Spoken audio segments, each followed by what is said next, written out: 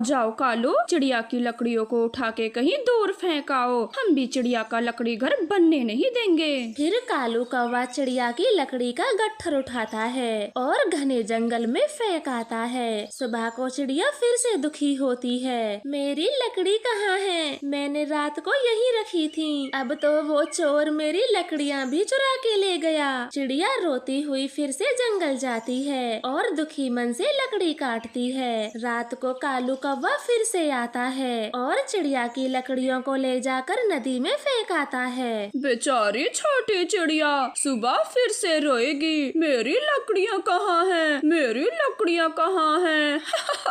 ऐसे हंसता हुआ कालू कौवा चिड़िया की लकड़ियाँ नदी में फेंक देता है और अपने घर को आ जाता है। चिड़िया बेचारी फिर से दुखी होती है। बस बहुत हुआ, मैं लकड़ी का घर बनाऊंगी ही नहीं और अब लकड़ी लेने नहीं जाऊंगी। ऐसे परेशान होकर चिड़िया अपने घोंसले में लेट जाती है। कालू और गोरी तो खुशी से झूम रहे थे। देखा कालू, बस 4 दिन की मेहनत की चिड़िया ने और लकड़ी लाने का भूत उतर गया उसके सर से। गोरी, अब हमें कोई चिंता नहीं, आराम से चिड़िया का भोजन चुरा पाएंगे और खा पाएंगे। कालू, नदी पे चलते हैं, मुझे प्यास लगी है, ठंडा ठंडा पानी पियेंगे। ऐसे बातें करके दोनों कौवे नदी पर चले जाते हैं। चिड़िया घोंसले में लेटे लेटे रो रही थी। तभी वहाँ जादुई परी चिड़िया के पास आती है। जादुई परी, आप तो वही हो जो मुझे जंगल में मिली थी। हाँ छोटी चिड़िया, मैं वही परी हूँ जिसकी तुमने मदद की थी। बोलो,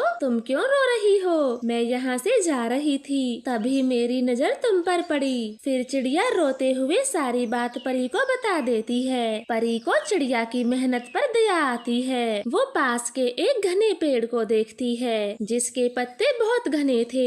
वो उन पत्तों से ही जादुई घर बना देती है और चिड़िया के लिए सर्दियों का ढेर सारा भोजन भी देती है। परी जी, आप तो बहुत अच्छी हो, मेरी सारी चिंताएं ही दूर कर दी। भोली चिड़िया, तुम भी बहुत अच्छी हो, उस दिन मेरी जान बचाई, तो आज मेरी बारी थी तुम्हारी मदद करने की। अब मैं चलती हूँ। ऐसे बोलकर परी वहाँ से चली जाती है। चिड़िया भी खुशी खुशी अपने घर के अंदर चली जाती है। थोड़ी देर बाद कौवे वहाँ पर आ जाते हैं। वो तो चिड़िया का पत्तों का घर देखकर हैरान थे। कालू, अभी थोड़ी देर पहले तो यहाँ कुछ भी नहीं था, फिर ये सुंदर पत्तों का घर कहाँ से आ गया? मुझे क्या पता गोरी, मैं भी तो तुम्हारे साथ गया था। पता नहीं चिड़िया ने कौन सा जादू सीख लिया जो इतनी जल्दी पत्तों का घर बना लिया। हम भी कौवे हैं, चिड़िया के घर के पत्ते पत्ते उड़ा देंगे। कालू गोरी ऐसे बातें कर चिड़िया के घर को रात में ही तोड़ने चले जाते हैं, मगर जादुई परी सब देख रही थी। तो ये कौवे हैं जो भोली चिड़िया को परेशान करते हैं, उसका भोजन भी चुराते हैं, उसकी लकड़ियों को भी दूर फेंक कर आए। आज इन्हें सबक देना ही पड़ेगा। कालू कौवा और गोरी कौवी जैसे ही चिड़िया के घर को तोड़ने लगते हैं तो जादुई परी उनकी खूब पिटाई करती है। कालू, ये क्या हो रहा है? ये डंडा हमें क्यों मार रहा है? बचाओ, मुझे तो कोई बचाओ, कौन है यहाँ? दुष्ट कौवो, मैं जादुई परी हूँ। तुम दोनों भोली चिड़िया को बहुत दुखी करते हो, इसलिए आज तुम दोनों की पिटाई होनी बहुत जरूरी थी। ना परी जी, इस डंडे से तो हो ये रुक जाए, हम आगे से चिड़िया की तरफ देखेंगे भी नहीं। हाँ, और मैं तो खुद ही भोजन लेने जाया करूँगा, चिड़िया के लिए भी लाया करूँगा। अब हमें पीटना बंद करें। फिर परी का जादुई डंडा बंद हो जाता है और वो वहाँ से चली जाती है। उस दिन के बाद दोनों कौवे बहुत सुधर गए थे। वो चिड़िया को कभी परेशान ना करने की कसम खाते हैं। हेलो प्यारे दोस्तों, हमारे सब्सक्राइब बहुत कम है, कृपया हमारे चैनल को सब्सक्राइब करें। चिड़िया का बेटा कुक्कू बड़ा हो गया था। वो काफी समझदार और मेहनती पक्षी बन चुका था। गोरी कौवी का बेटा भी अब जवान हो चुका था। दोनों मम्मा पक्षी अपने अपने बेटों की शादियाँ करवा देती हैं। गोरी, ओ गोरी, ये कैसी बहू लाई हो तुम, जिसे अपने ससुर के सामने बैठने का सलीका तक नहीं मालूम? बहू चंदा, तुम्हारी माँ ने कायदे कानून नहीं सिखाए तुम्हें ससुराल में रहने के? अभी के अभी घोंसले से बाहर निकलो और जमीन पे बैठो। लेकिन यहाँ बैठने में क्या बुराई है, मैं तो अपने घर में ऐसे ही बैठती थी। चुप चुप बेहया, वो तेरा मायका था और ये ससुराल। यहाँ तुझे सब कुछ हमारे हिसाब से करना होगा, ना कि अपने घर जैसे।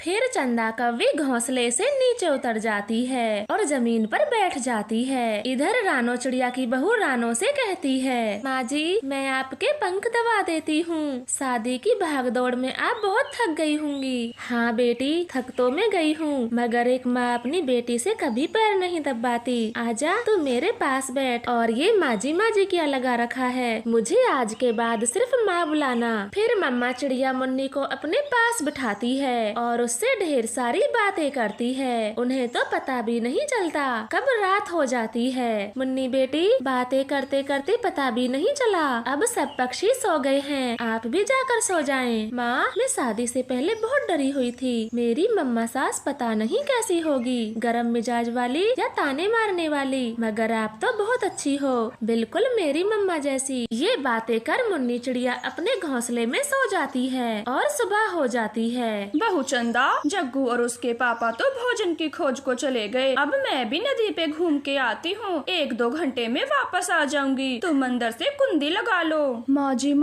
क्या मैं भी आपके साथ चलूं? मेरा भी मन लग जाएगा, मैं अकेले घर में क्या करूँगी। चुप चुप होके यहीं बैठ, तू बहू है और बहू का काम है घर के 4 दीवारों में रहना, और मन भी लग जाएगा। पूरे घर को चमका दे, काफी दिनों से मैंने सफाई नहीं की। ऐसे कहकर गौरी कौवी घूमने चली जाती है। नदी पर रानो चिड़िया अपनी बहू को साथ लेकर आती है। गौरी कौवी तो देखते ही बोलती है, आहा चिड़िया, माना कि तेरी बहू सुंदर है, मेरी बहू से ज्यादा खूबसूरत है। इसका मतलब ये नहीं बहू को पूरा जंगल घुमाएगी। बहू को घर ही छोड़ना था, अपने साथ क्यों लाई? गौरी, घर में मेरे सिवा कोई और नहीं था तो मैं मुन्नी को अकेले कैसे छोड़कर आती? और दूसरी बात, उसे भी तो देखना चाहिए हमारा जंगल कैसा है, यहाँ के पेड़ पौधे और नदियाँ कैसी हैं। मुन्नी बेटा, आपको हमारे जंगल के पेड़ पौधे और नदियाँ कैसी लगी? माँ, बहुत सुंदर हैं, बिल्कुल आपकी सोच के जैसे, मुझे बहुत पसंद आया।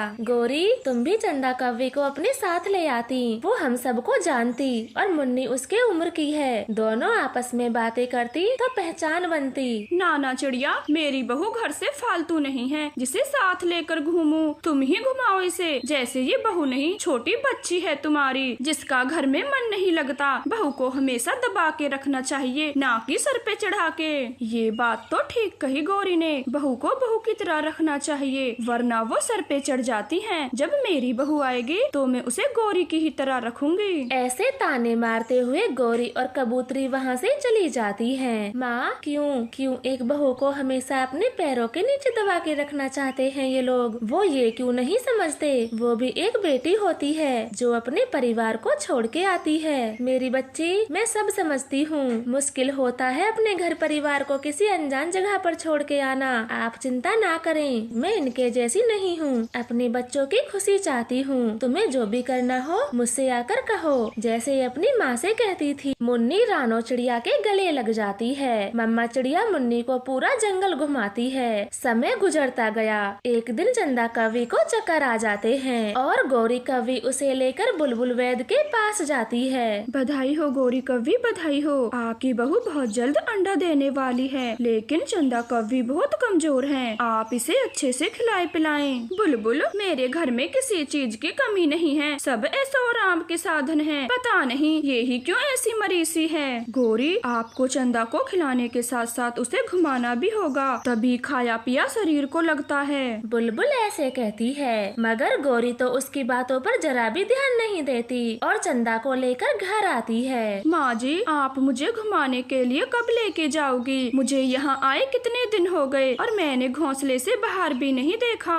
जग्गू बेटे, जरा सा उस बुलबुल ने क्या बोल दिया? तेरी बहू तो सर पे ही नाचने लगी। मैं इसे कहीं नहीं घुमाने वाली, इतना बड़ा घर है मेरा, जहाँ मन करे वहीं उड़ ले। हाँ, हमारे घर की बहुएं ऐसे ही नहीं जाती बाहर। जब जग्गू हुआ था तो गौरी पूरा दिन घोंसले में रहती थी और मैं उसके लिए दाना लेकर आता था। पापा, मैं बहुत कमजोर भी तो हुआ था, सबसे लेट उड़ पाया था मैं। हाँ जग्गू, तुम बचपन में कमजोर थे, वो इसलिए कि मेरा ख्याल रखने वाला कोई नहीं था, मगर तुम चिंता न करना, तेरा बच्चा बच्चा स्वस्थ होगा। मैं चंदा का पूरा ख्याल रखूंगी। दूसरी तरफ मुन्नी चिड़िया भी अंडा देने वाली थी। रानो चिड़िया, जब तक अंडा हो मुन्नी को खूब घुमाना खुले आसमान में। हाँ बुलबुल दी, मुझे सब मालूम है। खुली हवा और उड़ना फिरना और ताजे ताजे फूलों की खुशबू लेना बहुत जरूरी होता है माँ और बच्चे के लिए, तभी माँ और अंडा स्वस्थ रहते हैं। फिर रानो चिड़िया हर दिन अपनी बहू को घुमाने नदी पर ले जाती।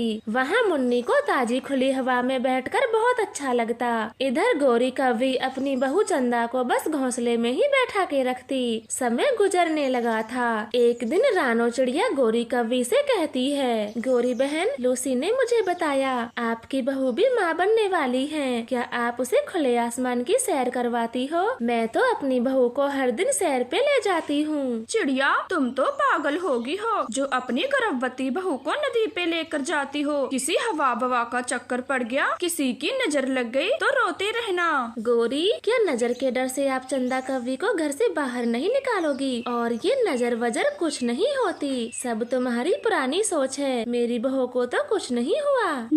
नजर पत्थर को फोड़ देती है। तुम बनो मॉडर्न सास, जब जच्चा बच्चा को कुछ होगा तो पता चलेगा। गौरी कौवी की बातें चिड़िया को बेकार लगती हैं और वो वहाँ से चली जाती है। वो गौरी की बातों पर कोई ध्यान नहीं देती और अपनी बहू को हर दिन घुमाने ले जाती है। गौरी कौवी अपनी बहू को खूब खिलाती पिलाती है, मगर चंदा कौवी दिन पे दिन सुस्त और कमजोर होती जा रही थी। उसकी खुराक भी कम होने लगी थी और वो ज्यादातर बीमार रहने लग जाती है। जग्गू जी, मुझे बचा लें, मेरा अब दम घुटने लगा है, मैं अब मरने वाली हूँ। नहीं चंदा, तुम ठीक हो जाओगी, हम तुम्हें बुलबुल के पास लेकर जा रहे हैं। चंदा बहू, डरने की कोई बात नहीं है, ये तो खुशखबरी आने वाली है। जग्गू के पापा, आप जल्दी चलें। गौरी कौवी तो बहुत खुश थी और वो चंदा को लेकर बुलबुल के हॉस्पिटल पहुंच जाती है। बुलबुल आते ही चंदा कौवी की दवा करती है, उसे ग्लूकोज लगाती है, मगर चंदा कौवी तो उस सब से अनजान थी। उसकी आंखें रास्ते में ही बंद हो चुकी थीं। गौरी, आपने आने में देर कर दी, चंदा कौवी और उसका अंडा नहीं बच पाया।